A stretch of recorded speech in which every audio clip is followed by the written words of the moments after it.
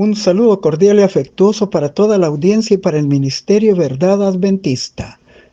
Damos gracias al Señor porque estamos estudiando el trimestre de cómo entender la profecía y por la lección número 7 programada para el sábado 17 de mayo, Fundamentos de la Profecía.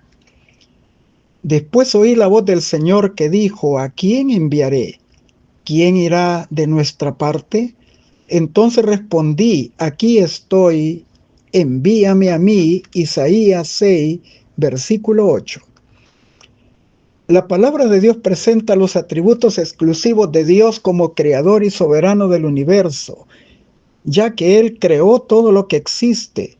Por su omnipotencia lo gobierna y lo sustenta, y por su carácter se revela en su disposición de relacionarse con todos sus seres creados.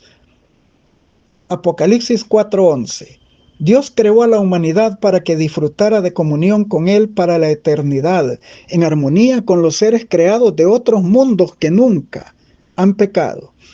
Sin embargo, a pesar de que fuimos creados a su imagen y semejanza, con perfección original el hombre pecó, Romanos 5:12. Y por tanto todos los seres humanos hemos pecado y estamos destituidos de la gloria de Dios, Romanos 3:23. Ante esta trágica realidad, Dios mantiene inalterable su anhelo de restaurar esa comunión original con nosotros. Diseñó un plan de salvación a fin de darnos otra oportunidad para volver al hogar edénico. Continuamos profundizando nuestro análisis de la visión de la sala del trono y cómo se relaciona la humanidad con un Dios santo, y lo fundamental del sacrificio de Cristo para restaurarnos y acercarnos al trono a nivel individual como corporativo, para que volvamos a revelar su gloria al resto de la creación. Dios nunca hace un sagrado llamamiento por gusto a la humanidad. Lo hace para que acepte su promesa de redención. Pronto la rebelión humana llegará al final, y más que eso, el carácter amoroso y abnegado de Dios, manifestado de manera extraordinaria en la cruz del Calvario, brillará en respuesta a la rebelión, con más brillo que el principio, confirmando que nunca fue parte de sus planes que la humanidad cayera y sufriera los trágicos resultados del pecado. En esta oportunidad estudiaremos 3 revelaciones bíblicas de los 3 tipos de tronos que tiene el Creador de todo lo que existe. Número 1. El trono de Dios en el santuario celestial. 2. El trono de Dios en el santuario terrenal. Y 3. El trono de Dios en la vida de cada redimido, finalizando, como es nuestra costumbre, con las aplicaciones pertinentes. Comencemos con el trono de Dios en el santuario celestial. En nuestros estudios anteriores hemos considerado la visión del profeta Isaías del trono de Dios y el clamor agonizante que lanzó al ver la pureza y la santidad y la gloria divina, siendo él un pecador y consciente de que era imposible seguir vivo en su presencia. Él dijo: ay de mí que soy muerto, porque soy hombre de labios impuros, que vive en un pueblo de labios impuros, y mis ojos han visto al Rey, al Señor Todopoderoso. Se lamentó. Isaías 6, verso 5. Se nos invita a considerar cuál sería nuestra reacción ante tal experiencia, y sin lugar a dudas no podríamos presentar ninguna excusa para justificarnos en nuestra condición caída ante la presencia de un Dios santo, y todos sabríamos que estaríamos totalmente perdidos. La descripción de la escena no solo recalca que el pecado es la causa de la ruina de la humanidad y que el salario que demanda el pecado es la muerte del culpable, Ezequiel 18:4, Romanos 6:23, primera parte, sino que de forma más profunda se nos resalta que Dios, en lugar de abandonarnos a las consecuencias de la transgresión, en su carácter amoroso nos permite vivir. Y a Isaías le permitió continuar viviendo. Dios proveyó una solución para él. Envió a un serafín con un carbón encendido tomado del altar del incienso, que tocó sus labios y los purificó y quitó su culpa y perdonó su pecado. Y luego le hizo la solemne invitación a llevar a los demás pecadores el mensaje de esperanza y de salvación. Aquí se ilustra el poder de la gracia transformadora de Dios, que perdona nuestros pecados y nos redime y nos habilita para ser sus embajadores de Cristo, pregonándole al mundo la invitación de Dios: reconciliaos con Dios. Segunda de Corintios 5, 18 y 20. Los serafines eran los seres celestiales que estaban presentes tanto en la visión de Isaías como en la de Juan en el Apocalipsis, capítulo 8, versos 3 y 4. La palabra serafín se traduce el que arde. Nos ayuda a comprender cómo uno de ellos, con un carbón encendido, tomado del altar del incienso, ya que ahí el sacerdote intercedía por el pueblo, y sus oraciones mezcladas con el incienso ascendían a la presencia de Dios. Este acto purificador provisto por Dios le habilitó para vivir en la presencia de Dios y para comprender el privilegio de ser el portador del mensaje de la salvación para el mundo y convertirse en un embajador de Cristo. El significado de serafín nos ayuda a comprender la afirmación que Jesús diera acerca del papel y de la misión de Juan el Bautista en Juan capítulo 5, verso 35, cuando dijo: Juan era una antorcha que ardía y alumbraba, y ustedes quisieron recrearse por un tiempo a su luz. Juan fue escogido por Dios desde el nacimiento, desde el vientre de su madre, para ser profeta mesiánico, el último, por cierto, que prepararía el camino para la aparición de Jesús como Mesías Redentor de Israel. Desde el vientre de su madre fue lleno del Espíritu Santo, Lucas 1:15. El poder de la gracia transformadora de Dios hizo una obra similar a la que experimentara Isaías y lo habilitó para señalar a Jesús como el Cordero de Dios que quita el pecado del mundo, Juan 1:29. Él era la sustancia del sistema de los sacrificios y ofrendas por el pecado, el único que podía traer gracia y salvación, y Juan testificó de él como Mesías, que él había, tal como le había sido revelado por Dios, él era quien bautizaría con Espíritu Santo. Juan 1, 33 y 34. Este es un pensamiento más que solemne, que así como a Isaías y a Juan el Bautista, también a nosotros Dios nos haga el mismo llamado para representarlo como portadores del mensaje último de salvación a esta última generación del mundo. Continuamos con el trono de Dios en el santuario terrenal. El santuario terrenal irradia luz para comprender detalles acerca de la caída de Lucifer. Lo ubica, según las descripciones de Ezequiel 28, 14, 15 e Isaías 14, del 12 al 14, como habitando en la inmediata presencia de Dios.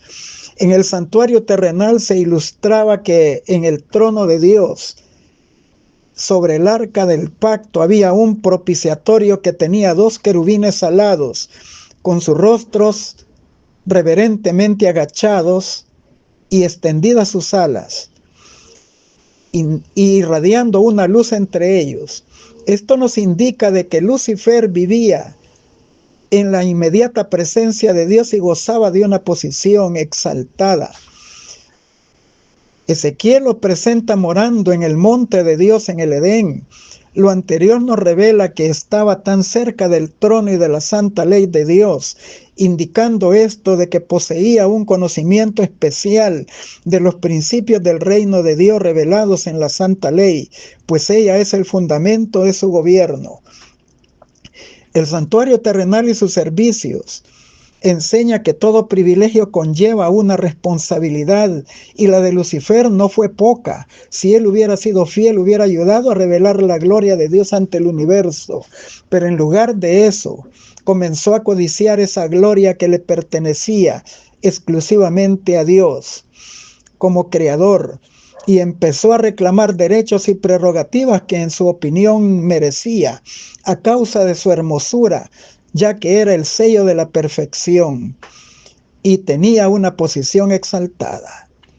La Biblia indica que por su rebelión contra Dios en el cielo fue expulsado a la tierra y propició la caída de Adán y Eva. En Génesis 2:15 se nos relata que mientras Adán y Eva fueron fieles, el Edén era su santuario, donde se comunicaban y tenían comunión con Dios. Era también su morada, donde se desarrollaban todas sus facultades plenamente y donde recibían la instrucción divina. La caída de ellos fue la causa de su expulsión del Edén. Por el pecado fueron destituidos de la gloria de Dios.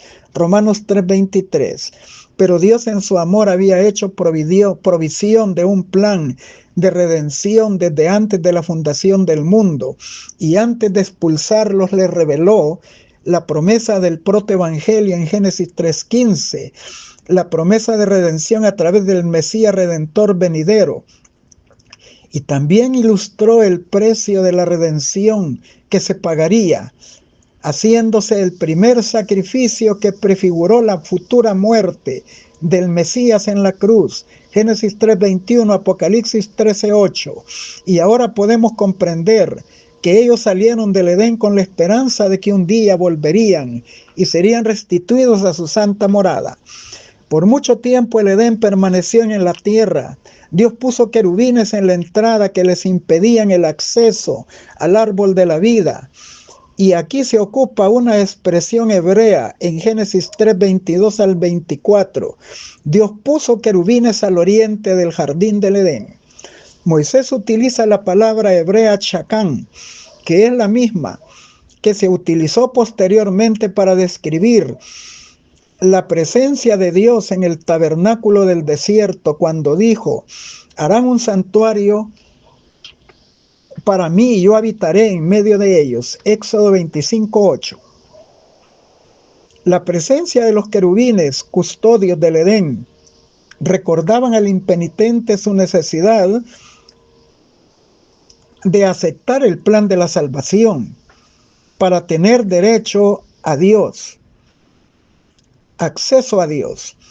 Y a los creyentes les recordaba la promesa de que en la futura victoria del Mesías ellos volverían nuevamente a su hogar edénico.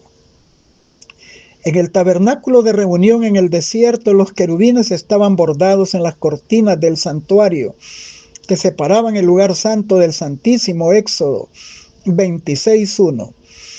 Estaban también en la cubierta o propiciatorio del arca del pacto con una destellante luz entre ellos. Éxodo 25:18. Tales referencias nos indican cómo la Biblia asocia a los querubines del propiciatorio del arca del pacto con la presencia de Dios que mora entre los querubines. Primer libro de Crónicas 13:6, Salmo 81, Isaías 37:16. En particular, con su trono, el lugar donde es proclamado su nombre, desde donde Dios hablaba con Moisés. Así como dice Números 7:89. Y cuando entraba Moisés en el tabernáculo de la congregación para hablar con él, oía la voz que le hablaba de encima del propiciatorio que estaba sobre el arca del testimonio, de entre los dos querubines, y hablaba con él. Vemos entonces los usos que se le da a la palabra hebrea chacán, habitar, en diferentes pasajes. Génesis 3:24 y Éxodo 25:8. Los intérpretes de la Biblia han descubierto que del hebreo chacán es la raíz de donde se deriva el sustantivo hebreo chequiná, que en teología se usa para designar la manifestación de la presencia de Dios o la morada de Dios con su pueblo. como una manifestación visible de su gloria, aunque esta palabra no aparece en ninguna parte de la Biblia. Por las descripciones de los querubines como seres vivientes en Génesis 3:22 al 24, Ezequiel 10:8, o como los símbolos hechos de oro bordados en el velo en figura de querubines que separaban el lugar santo del santísimo, Éxodo 26:1, o los mismos querubines de oro con sus alas extendidas en la tapadera del arca, el propiciatorio, Éxodo 25:18 al 20. Todos aparecen en relación con el trono de Dios, desde donde la gloria de Dios irradiaba al universo. Los salmos también describen poéticamente la soberanía de Dios transportado en su trono por querubines en el cielo. Salmo 18:10. En Ezequiel capítulo 1 del 4 al 14 vemos similitudes entre las descripciones de las escenas relacionadas con el trono de Dios, tales como la presentan Isaías 6 del 1 al 6 y Apocalipsis 4 del 1 al 11, que ya mencionamos en el estudio anterior. Estas escenas fueron dadas en el tiempo crítico para Israel cuando estaban cautivos en Babilonia. Con estas escenas Dios daba un mensaje de esperanza de que a pesar de los sinsabores del cautiverio, Dios estaba al control de todo lo que acontece en el universo y también de lo que atañe a su pueblo individual y corporativamente. Observamos que en la visión de Ezequiel 10:14 hay similitud con Apocalipsis 4:7 en el rostro de los querubines, cara de león, cara de águila, cara de buey y cara de hombre. Esta es una forma de reconocimiento de los atributos de Cristo, león de la tribu de Judá, omnisapiente, omnipresente, así como el águila. Le vemos como becerro o buey llevando la carga de los pecados del mundo y sacrificado en la cruz por nosotros. Y luego le vemos encarnado como un hombre.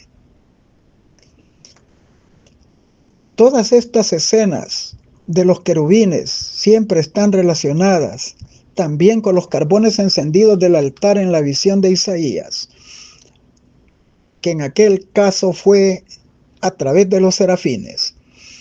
Siempre que vemos el trono de Dios en el arca del pacto, sirvió como un lugar de encuentro entre Dios con Moisés, Éxodo 25:22. Y en las demás impresionantes formas en que aparecen los querubines, ligados al trono de Dios. Todas estas criaturas de Dios fueron diseñadas para reflejar su gloria, sean seres humanos, creados a su imagen como angélicos, que están junto al glorioso trono, pero por causa del pecado los seres humanos fuimos destituidos de la gloria de Dios, y nos recuerdan que solo los redimidos por la sangre de Jesucristo podrán vivir nuevamente en la presencia de un Dios santo por toda la eternidad y le glorificarán así para siempre. Apocalipsis 4:8, Apocalipsis 5:9 y 10. Continuamos con el trono de Dios en la vida de cada redimido. En 1 Corintios 10:1, Pablo inicia un resumen del peregrinaje de Israel en el desierto desde el Éxodo hasta la tierra prometida de Canaán, recordando de que en ese proceso todos estuvieron bajo la nube, que era una manifestación de la presencia divina, Éxodo 16:10, que lo guiaba rumbo a la tierra prometida y hacía que también se detuvieran en algún lugar indicado por él, y que allí levantaran el tabernáculo de reunión, alrededor del cual las tribus acampaban distribuyéndose a razón de 3 tribus por cada lado. Dios descendía entonces y se instalaba en el lugar santísimo en medio de su pueblo. Éxodo 40:34, Números 9:15. El capítulo 2 de Números nos habla de cada una de las 3 tribus de cada lado del santuario tenía una tribu principal. En el caso de número 2, verso 3, al este estaba Judá como tribu principal, acompañada de Isaacar y Zabulón, y su bandera era la cara de un león. En número 2:10 tenemos al lado sur a Rubén como tribu principal, seguida de Simeón y Gad, y su bandera el rostro de un hombre. En número 2:18 al oeste, la tribu principal era Efraín, seguida de Manasés y Benjamín, y su bandera la efigie de un rostro de un buey. Y número 2:25 al lado norte, Dan, tribu principal, acompañada de Aser y Neftalí, su bandera la efigie de un águila. Cada una de estas 4 tribus enarbolaba su propio estandarte o bandera especial que los identificaba, y aunque en las escrituras no aparecen las figuras que tenían las banderas, existe la tradición rabínica que indica, basados en Génesis 49 y Deuteronomio 33, en sus características, asignando una cara a cada una de ellas. Leemos una cita importante del señor Carl Friedrich Kiel y Franz Delitzsch en su comentario del Antiguo Testamento, página 660 del tomo 1. Según la tradición rabínica, el estandarte de Judá tenía la figura de un león, el de Rubén la de un rostro humano, y el de Efraín la de un buey, y el de Dan la de un águila volando. De modo que las 4 criaturas de los seres vivientes descritas en Ezequiel estaban representadas en estos 4 estandartes. Añadimos otra cita importante de un libro de la Universidad Adventista de Costa Rica, el libro Principios de Vida contenidos en la Palabra de Dios, página 211, que dice: Moisés y Aarón, los sacerdotes, iban primero por supuesto con la sagrada arca del pacto de Dios, seguidos de Judá, Isaacar y Zabulón, y la bandera de Judá que precedía a este grupo llevaba la efigie de la cabeza de un león, que representaba a Jesús, el león de la tribu de Judá, Apocalipsis 5:5. Algunos han interpretado que el Evangelio de Mateo también presenta a Jesús como el león de la tribu de Judá. Detrás de ellos iban los meraritas, un grupo de la tribu de Leví con las tablas del tabernáculo, seguidos por los gersonitas, otra parte de la tribu de Leví, con el cortinaje del tabernáculo. Rubén, Simeón y Gad seguían después. Su bandera era la efigie del rostro de un hombre, que representaba a Jesús como el Hijo del Hombre, tal como se presenta también en el Evangelio de Lucas. Los coatitas eran otro grupo de la tribu de Leví con los muebles del tabernáculo, con excepción del arca del pacto. Seguían a este grupo y detrás de ellos iban las tribus de Efraín, Manasés y Benjamín, y su bandera la cabeza de un buey, representando a Jesús que llevó las cargas de la humanidad, tal como es presentado en el Evangelio de Marcos. Y al fin habían las tribus de Dan, Aser y Neftalí. Su bandera era la figura de un águila, representando a Jesús como el ser omnipresente y omnisapiente, tal como es presentado en el Evangelio de Juan. Otra cita adicional está en el Gran Plan de Dios de Sarah E. Peck, página 206. Si se estudia el trazado del campamento de Israel, será fácil comprender el santuario celestial, pues el santuario terrenal y todo lo relacionado con él era una reproducción del celestial. En el centro se hallaba el atrio y el tabernáculo con sus 2 divisiones, el lugar santo y el lugar santísimo, que contienen, entre otras cosas, el arca del pacto y el candelabro. Alrededor de esto se hallan inmediatamente 4 divisiones para los sacerdotes y levitas, correspondientes tal vez a los 4 seres vivientes. Luego, rodeándolo todo, se hallan las 12 tribus de Israel, que estaban representadas en el servicio sacerdotal por las 24 órdenes sacerdotales, donde los 24 ancianos servían en el templo, según la historia del santuario terrenal, 2 ocasiones por año y 1 semana por vez. El león, el hombre, El buey y el águila son símbolos que denotan la clase de servicio que Dios desea. El león representa la fuerza del amor, el hombre representa la habilidad de comprender la voluntad de Dios. El buey o becerra la perseverancia en el deber y el águila la rapidez para obedecer. Estos, según recordaréis, son los símbolos representados en los 4 seres vivientes y en los 4 estandartes del campamento de Israel. En el Nuevo Testamento se nos recuerda una verdad contundente, que Dios por medio del Espíritu Santo mora en la vida de los creyentes, redimidos por su sangre. 1 Corintios 3:16 dice: ¿ignoráis que soy templo de Dios y que el Espíritu Santo mora en vosotros? 1 Corintios 6:19 y 20 dice de manera similar: nuestros cuerpos son templo del Espíritu Santo y nuestras mentes. Y mientras aguardamos así la segunda venida de Cristo, mientras Él concluya su misión celestial, entonces llegará el día de la gran reunión con Él en su segunda venida y estaremos en la presencia de Dios para siempre. Apocalipsis 21:3. La relación del redimido con Dios se expresa también en la visión del trono de Apocalipsis 4 y capítulo 5. Los 24 ancianos que están ante el trono de Dios reconocen que Dios los ha redimido. Apocalipsis 5, 8, 9. Le alaban y reconocen su derecho a gobernar como creador de todo lo que existe. Apocalipsis 4, 11. Estas descripciones, tanto de la tradición rabínica, siguen siendo interesantes porque concuerdan con la descripción bíblica que da Juan de la Nueva Jerusalén, que tiene 12 puertas y en cada una de ellas escritos los nombres de las 12 tribus de Israel. Apocalipsis 21:12.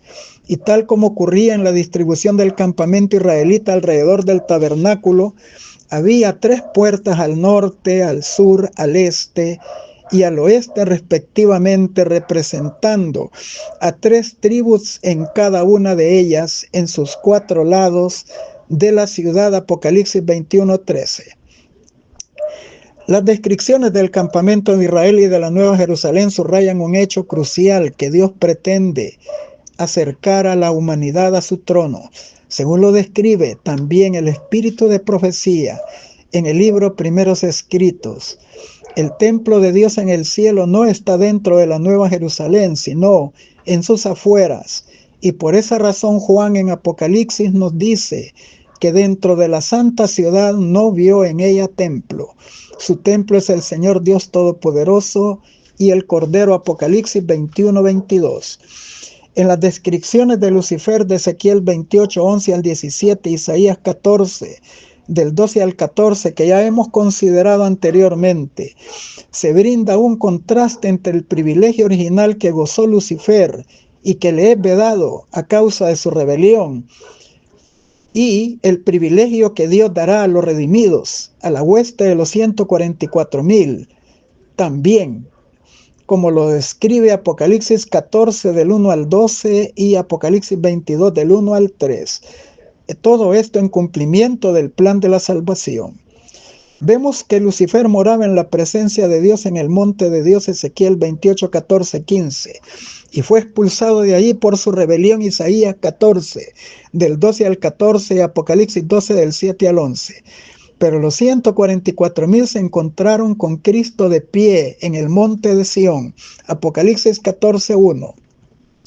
Los querubines reflejan la gloria de Dios, se paran junto a su trono y transmiten su gloria.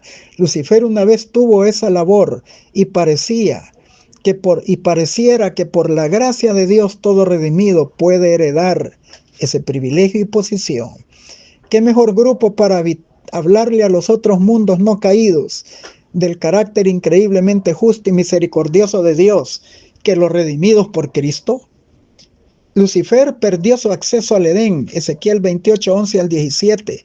Sin embargo, la hueste redimida regresará al nuevo paraíso perdido y restaurado para ellos. el Edén, Apocalipsis 2:7 y 22 del 1 al 3, y tendrán acceso de nuevo al árbol de la vida, Apocalipsis 22:14. Judas versículo 6 revela que Satanás y sus ángeles aliados por su rebelión abandonaron su morada y después de su expulsión, estas están vacías. En Juan 14 del 1 al 3 Jesús hizo mención de que en la casa de su Padre Celestial hay muchas moradas y que Él fue a preparar un lugar para los redimidos en la casa del Padre. Cuando los redimidos estén en el cielo participando de la adoración celestial, ellos atribuirán que están allí porque fueron redimidos por la sangre del Cordero. Apocalipsis 5:9, capítulo 7, versos 9, 10 y 14.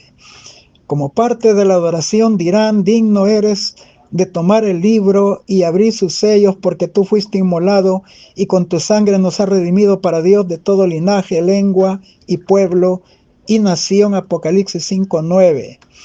Esta es una referencia de que los pecadores humanos redimidos por la sangre son restaurados al reino de Dios, mientras que Satanás y sus ángeles estarán excluidos para siempre. ¿Qué imagen del Evangelio? La muerte de Jesús hace posible la redención del hombre, Romanos 3:24, y esta promesa de redención en Cristo es anunciada en el Evangelio eterno, proclamado a toda nación, tribu, lengua y pueblo, en el anuncio del primer mensaje angélico de Apocalipsis 14:6.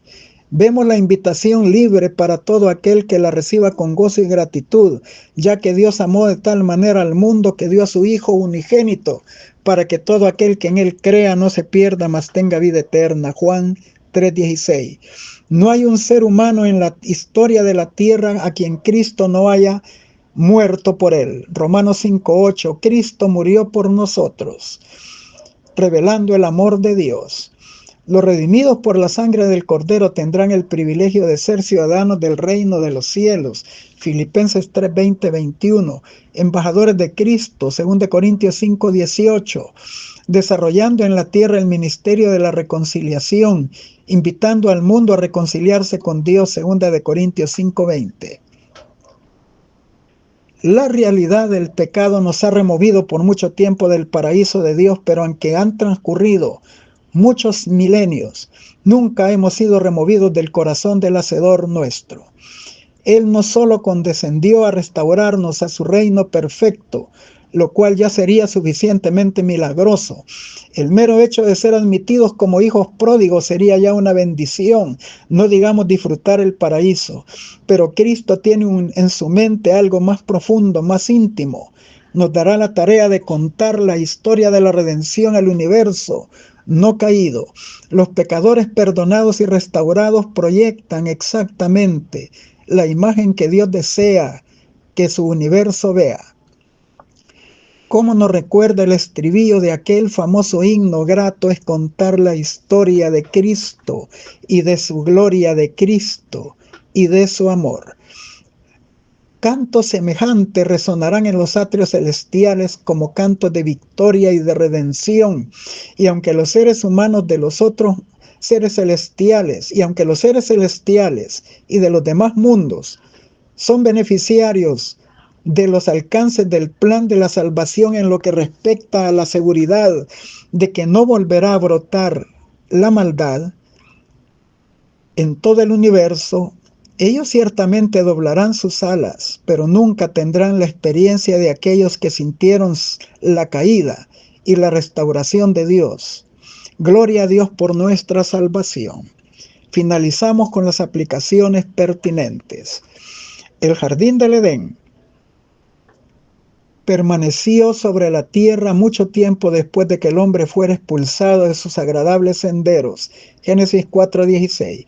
Por mucho tiempo se le permitió a la raza caída contemplar de lejos el hogar de la inocencia, cuya única entrada estaba vedada por los ángeles vigilantes. En la puerta del paraíso, custodiada por querubines, se revelaba la gloria divina. Allí venían Adán y Eva y sus hijos a adorar a Dios. Allí renovaban sus votos de obediencia a su ley, cuya transgresión los había arrojado del Edén. Pero en la restitución final, cuando haya un cielo nuevo y una tierra nueva, Apocalipsis 21:1, se lo ha de restaurar más gloriosamente y embellecido que al principio. Patriarcas y Profetas 41 y 42. A orillas del río Quebar, Ezequiel contempla un torbellino que parecía venir del norte, una gran nube con un fuego envolvente y alrededor de él un resplandor, y en medio del fuego algo parecido como bronce refulgente, cierto número de ruedas entrelazadas una con otra movidas por los 4 seres vivientes. Muy alto por encima de ellos se veía la figura de un trono que parecía de zafiro, y sobre la figura uno semejante a hombre, sentado sobre él, y apareció en los querubines la figura de una mano de hombre debajo de sus alas. Las ruedas eran tan complicadas en su ordenamiento que a la primera vista parecían confusas, sin embargo movían en armonía perfecta. Seres celestiales sostenidos y guiados por la mano que había debajo de las alas de los querubines impedían que impelían aquellas ruedas, y sobre ellos en el trono de zafiro estaba el Eterno, y en derredor del trono un arco iris, emblema de la misericordia divina. Como las implicaciones semejantes a las ruedas eran dirigidas por la mano que había debajo de las alas de los querubines, el complicado juego de los acontecimientos humanos se halla bajo el control divino. En medio de las disensiones y el tumulto de las naciones, el que está sentado más arriba de los querubines sigue guiando los asuntos de la tierra. Historia de los profetas y reyes 393, la verdad acerca de los ángeles 142. Mientras Isaías contemplaba esta revelación de la gloria y majestad del Señor, quedó abrumado por un sentido de su pureza y santidad, y con agudo contraste notaba entre la incomparable perfección de su Creador la conducta pecaminosa de aquellos que junto con él se habían contado durante mucho tiempo como pueblo escogido de Israel y Judá. Y exclamó: ay de mí, que soy muerto, que siendo hombre de inmundo de labios, y que habito en tierra de labios inmundos, han visto mis ojos al Rey Jehová de los ejércitos. Estando, por así decirlo, en la plena luz de la divina presencia en el santuario interior, comprendió que si se le abandonaba su propia imperfección y deficiencia, se vería por completo incapaz de cumplir la misión a la cual había sido llamado. Pero un serafín enviado para aliviarle de su angustia y hacerle idóneo para su misión, un carbón vivo del altar, tocó sus labios y oyó las palabras: he aquí que esto tocó tus labios, y es quitada tu culpa y limpio tu pecado. Entonces oyó que la voz decía de Dios: ¿a quién enviaré y quién irá por nosotros? Y él respondió: heme aquí, envíame a mí. Profetas y Reyes 228-229. Dios ordenó a Moisés respecto a Israel: hagan un santuario para mí, habitaré entre ellos. Y moraba en el santuario en medio de su pueblo. Durante todas sus penosas peregrinaciones del desierto estuvo con ellos el símbolo de su presencia. Así Cristo levantó su tabernáculo en medio de nuestro campamento y hincó su tienda al lado de la tienda de los hombres, para morar entre ellos y familiarizarse con su vida. Aquel verbo fue hecho carne y vimos su gloria, como la del unigénito Hijo de Dios, lleno de gracia y de verdad. Desde que Jesús vino a morar con nosotros, sabemos que Dios conoce nuestras pruebas, simpatiza con los pesares. Cada hijo e hija de Adán puede comprender que nuestro Creador es el amigo de los pecadores, porque en toda doctrina de gracia, toda promesa de gozo, todo acto de amor, toda atracción divina que se presenta en la vida del Salvador en la tierra, vemos a Dios con nosotros. Deseado de toda la gente es página 15. Desde las edades eternas había sido el propósito de Dios que todo ser creado, desde el resplandeciente y santo serafín hasta el hombre, fuese un templo para que él habitara como creador. A causa del pecado, la humanidad había dejado de ser templo de Dios, ensombrecido y contaminado por el pecado. El corazón del hombre no revelaba la gloria del ser divino, pero por la encarnación del Hijo de Dios se cumple el propósito del cielo. Dios mora en la humanidad y mediante la gracia salvadora, el corazón del hombre vuelve a ser su templo. Deseado de toda la gente, 132. El glorioso recordativo del poder maravilloso de Dios pronto será restaurado al sitial que le corresponde. Entonces el paraíso perdido se transformará en el paraíso restaurado. El plan de Dios para la redención del hombre quedará concluido. El Hijo del Hombre colocará en los justos la corona de vida eterna, y le servirán día y noche en su templo, y el que está sentado sobre el trono extenderá su tabernáculo sobre ellos, y ya no tendrán ni hambre ni sed, ni sol caerá más sobre ellos, ni calor alguno. El Creador que está en medio del trono los pastoreará y los guiará a fuentes de aguas vivas, y enjugará toda lágrima de los ojos de ellos. Review and Herald del 5 de septiembre de 1899. Exaltada Jesús, 25 de diciembre 367. Cuando se da la bienvenida a los redimidos en la ciudad de Dios, un grito de triunfo y de admiración llena los aires. Los dos Adanes están a punto de encontrarse. Al distinguir a Adán las cruentas señales de los clavos, no se echa en los brazos del Señor, sino que se posterna humilde a sus pies, diciendo: digno, digno es el Cordero que fue inmolado. El Salvador lo levanta con ternura y le invita a contemplar de nuevo su morada edénica, de la cual ha estado desterrado tanto tiempo.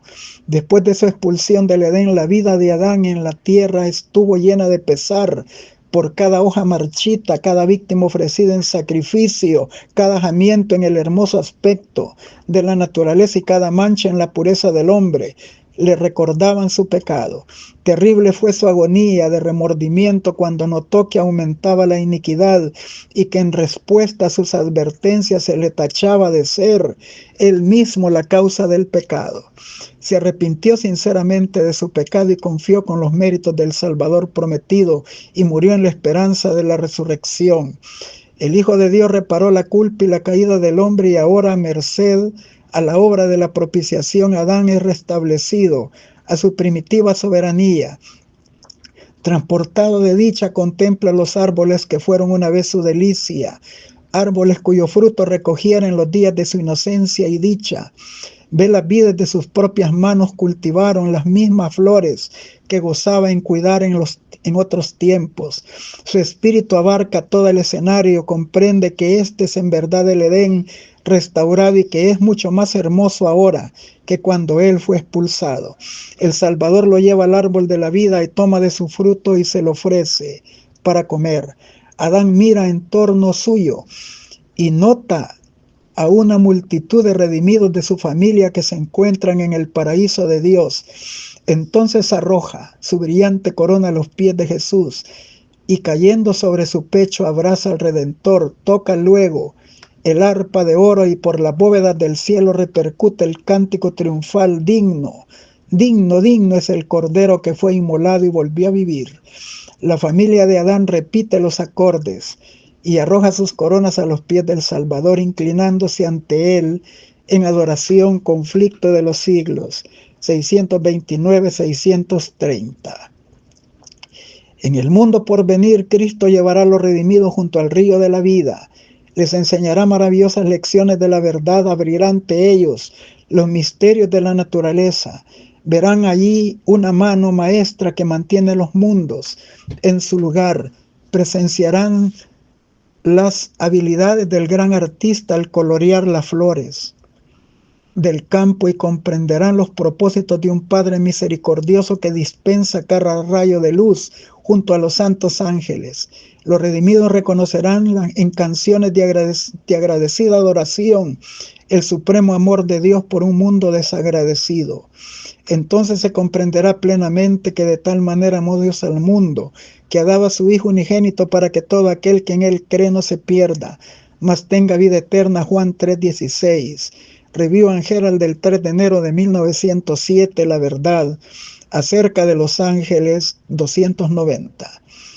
Ahora estamos en el taller de Dios. Muchos de nosotros somos piedras ásperas, sacadas de la cantera, pero a medida que sintamos la influencia de la palabra de Dios, desaparecerá toda imperfección y estaremos preparados para brillar como piedras vivas en el trono, en el templo celestial, donde nos asociaremos no solo con los santos ángeles, sino con el mismo Rey del cielo.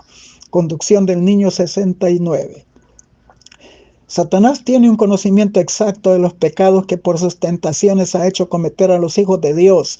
Insiste en sus acusaciones en su contra y declara que por sus pecados han perdido el derecho a la protección divina y reclama el derecho a destruirlos. Los declara tan merecedores como él mismo de ser excluidos del favor de Dios. Y dice, son estos los que han de tomar mi lugar en el cielo y el lugar de los ángeles que se unieron a mí. Profesan obedecer la ley de Dios, pero ¿acaso no han guardado sus preceptos? ¿No han sido amadores de sí mismos más que de Dios? ¿No han puesto sus propios intereses antes que su servicio? ¿No han amado las cosas del mundo? Mira los pecados que han señalado su vida, contempla su egoísmo, malicia, odio mutuo. Me desterrarás a mí y a mis ángeles de tu presencia, y sin embargo, ¿recompensarás a los que fueron culpables de los mismos pecados? Tú no puedes hacer esto con justicia, oh Señor. La justicia exige que se pronuncie sentencia contra ellos. Profetas y Reyes 438. Tan ciertamente como hay un lugar preparado para nosotros en las mansiones celestiales, hay un lugar designado en la tierra donde hemos de trabajar para Dios. Palabras de vida del Gran Maestro 262. Las vacantes que se produjeron en el cielo por la caída de Satanás y sus ángeles serán llenadas por los redimidos del Señor. Review en Herald 29 de mayo de 1900. La verdad acerca de los ángeles 53. El universo entero contempló el gran sacrificio hecho por el Padre y el Hijo en beneficio del hombre. Ha llegado la hora en que Cristo ocupe el puesto a que tiene derecho y sea exaltado sobre los principados y potestades y todo nombre que se nombra, a fin de alcanzar el gozo que le fuera propuesto de llevar a los hijos a la gloria. Sufrió la cruz y menospreció la vergüenza, y por inconcebiblemente grandes que fueran el dolor y el oprobio, mayores aún son la dicha y la gloria. Y echo una mirada hacia los redimidos, transformados a su propia imagen y cuyos corazones llevan el sello perfecto de lo divino y cuyos rostros reflejan la semejanza de su Rey. Contempla en ellos el resultado de la angustia de su alma y está satisfecho. Luego, con voz que llega hasta las multitudes reunidas de los justos y de los impíos, exclama: contemplen el rescate de mi sangre, por ellos sufrí, por ellos morí, para que pudiesen permanecer en mi presencia a través de las edades eternas. Y de ellos, revestidos de túnicas blancas, en torno del trono asciende el canto de alabanza. El Cordero que fue inmolado es digno de tomar el poder, las riquezas, la sabiduría, la fortaleza, la honra, la gloria y la alabanza. Maranata, el Señor viene. 344. Les deseo un feliz sábado en la bendita y gloriosa presencia del Señor.